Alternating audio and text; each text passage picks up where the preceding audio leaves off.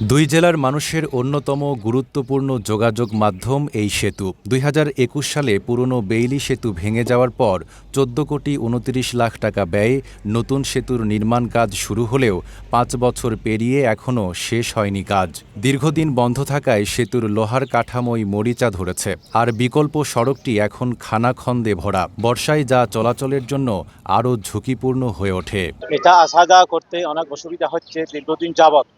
এই ব্রিজটা না হওয়ার জন্য গাড়ি আসতে অসুবিধা, মালামাল নিয়ে আসতে অসুবিধা।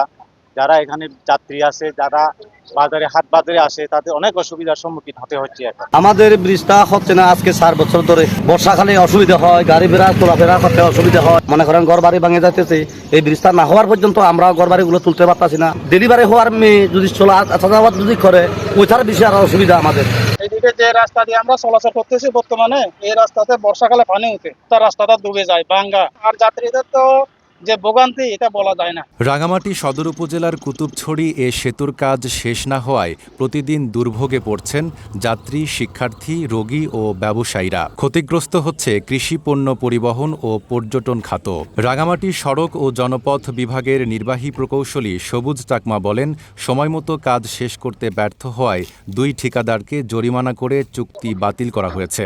শিগগিরই নতুন ঠিকাদার নিয়োগ দিয়ে নির্মাণ কাজ শেষ করা হবে। রাঙামাটি কুতুবছড়ি সড়কে কুতুবছড়ি সেতুটা দীর্ঘদিন ধরে নির্মিত হচ্ছিল। এটার কার্যাদেশ দেওয়া হয়েছিল 2022 সালে এবং ঠিকাদার প্রতিষ্ঠানের নাম হচ্ছে সাগর ইনফো বিল্ডার্স এবং রাঙামাটি ট্রেডার্স জয়েন্ট ভেঞ্চারে। তো তারা দীর্ঘদিন কাজ করার পরেও কাজের কোনো অগ্রগতি ছিল না। তথাপিও যেহেতু পার্বত্য এলাকায় একটা বর্ষা থাকে কিংবা প্লাস ফ্লাড থাকে, সেইগুলো বিবেচনা নিয়ে দ্বিতীয়বার সময় বর্ধন হয়েছিল। দ্বিতীয়বার সময় বর্ধন হওয়ার পরেও সে কাজটি সমাপ্ত করতে না পারায় কর্তৃপক্ষ ক্রয়কারী তার চুক্তিটা বাতিল করে। চুক্তি বাতিল করার ফলে তার একটা জরিমানা হয়, সেটা চুক্তি মূল্যের 15%, আনুমানিক প্রায় 1.5 কোটি টাকার মতো তার একটা জরিমানা করা হয়। 5 বছর পেরিয়ে গেলেও শেষ হয়নি সেতুর নির্মাণ কাজ। তাই প্রতিদিন ঝুঁকি নিয়েই চলাচল করছেন 2 জেলার লাখো মানুষ। দ্রুত সেতুটি চালুর দাবি স্থানীয়দের। Desk report, Dhaka post.